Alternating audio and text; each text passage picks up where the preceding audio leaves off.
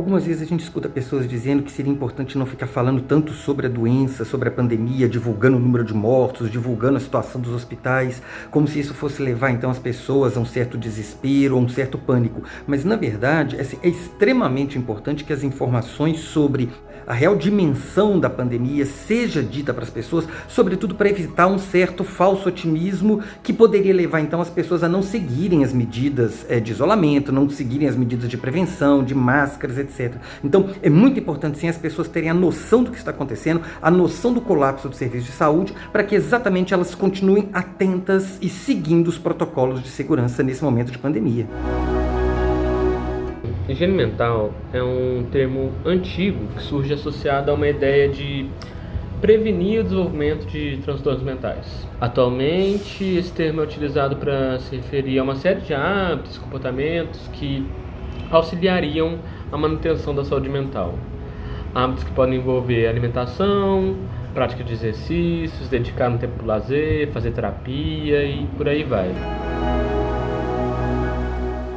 Durante esse período de pandemia, a gente vê a circulação de muitas informações falsas, algumas vezes divulgadas por supostos cientistas ou supostos pesquisadores que apresentam então teorias de que a vacina não funciona, né, de que ou então existe um determinado medicamento milagroso, mas sobretudo aparecem também mensagens de pessoas que se apresentam como pessoas comuns e que então elas testemunharam um determinado fenômeno, testemunharam que uma pessoa ficou paralisada por causa da vacina ou alguma coisa assim. Então é fundamental a disseminação de informação científica pela mídia, já que dentro do próprio meio científico, nos artigos científicos, nos eventos científicos, a circulação é muito pequena em relação à população como um todo. Então é nesse sentido que é muito importante ter uma circulação também pela mídia.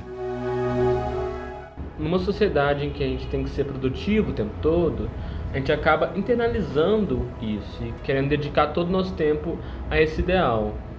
Eu acho importante a gente ter uma certa autoindulgência, né? Um direito à preguiça, de maneira a conseguir aproveitar esses momentos de lazer, por exemplo.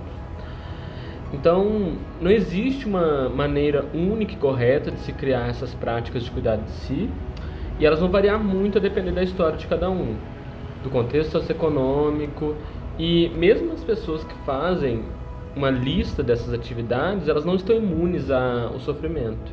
A gente já tem alguns indícios em publicações científicas de que o contato com a manchete de notícias poderia incrementar esses sentimentos negativos. Mas é difícil separar o que é resultado desse contato com as notícias da própria situação que a gente está vivendo.